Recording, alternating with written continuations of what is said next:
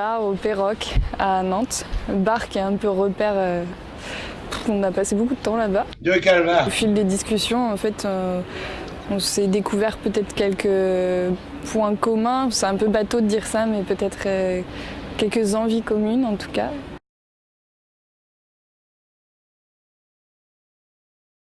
César a déjà voyagé tout seul pendant 1 an après ses études d'ingénieur.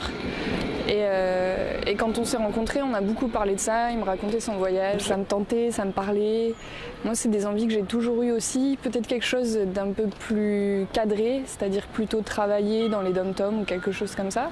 Et puis finalement, au fil des discussions avec César, je me suis rendu compte que ce côté cadré, c'était plutôt pour me rassurer et que finalement, oui, j'avais envie de travailler, mais j'avais aussi envie de me déplacer et d'être dans une démarche plus effectivement de voyager.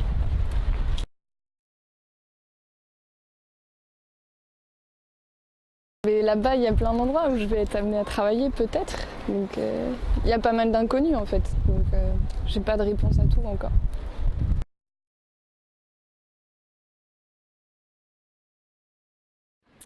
L'itinéraire prévu, il n'est pas figé. C'était un des critères un peu... En gros, le critère de César, c'était de ne pas figer les itinéraires. Et moi, c'était d'avoir une idée. Donc on a essayé de faire un peu les deux. Pour l'instant, globalement, c'est un atterrissage en Équateur pour aller ensuite au Pérou et rejoindre l'île de Pâques. Ensuite, la Bolivie, un petit moment, sûrement la Bolivie, parce qu'il y a des choses à voir. Ce sera peut-être l'occasion, effectivement, de travailler un peu.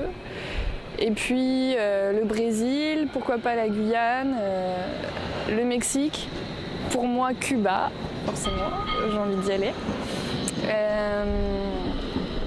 Et finir par un passage aux États-Unis, mais surtout au Canada.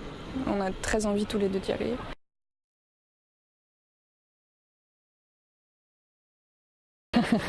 C'est une durée de... on ne sait pas trop.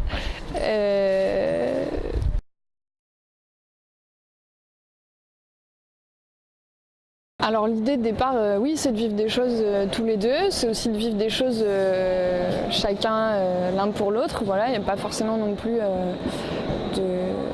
c'est pas que pour nous. Je pense qu'on a envie d'amener ça dans notre relation, c'est sûr, mais on a aussi envie de voir nos proches. Et la famille de César, au moins sa mère et son frère vont nous rejoindre.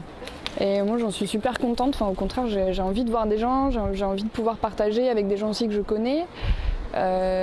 J'espère que mes amis, certains vont pouvoir venir. Ma famille, je sais que c'est un peu plus compliqué, mais j'adorerais aussi qu'ils viennent.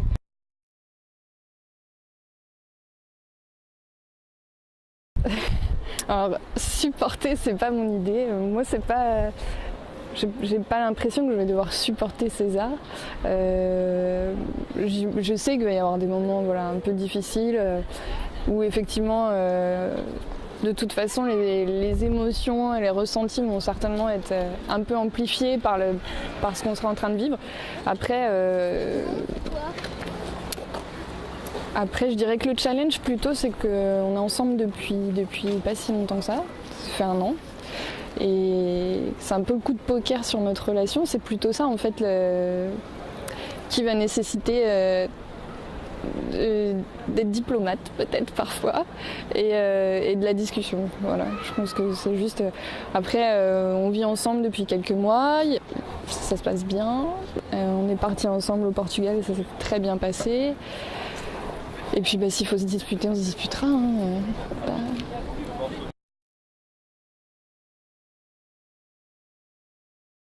D'abord ma famille et mes amis. Ensuite, le fromage et le chocolat, c'est sûr. Peut-être les douches un peu chaudes aussi. Et mon chat, un petit peu.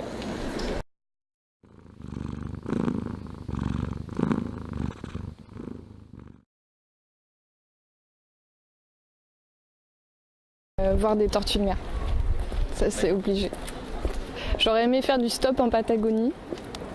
Pour le clin d'œil à César qui a dû me parler du stop en Patagonie la 3e fois où je l'ai vu. Le mec qui te dit Ouais, quand j'ai fait du stop, bon, tu t'imagines, je sais pas trop où, et le mot en Patagonie vient derrière. Voilà, et là tu te dis, ok, lui c'est mon mec, quoi. Non, je m'étais pas dit ça.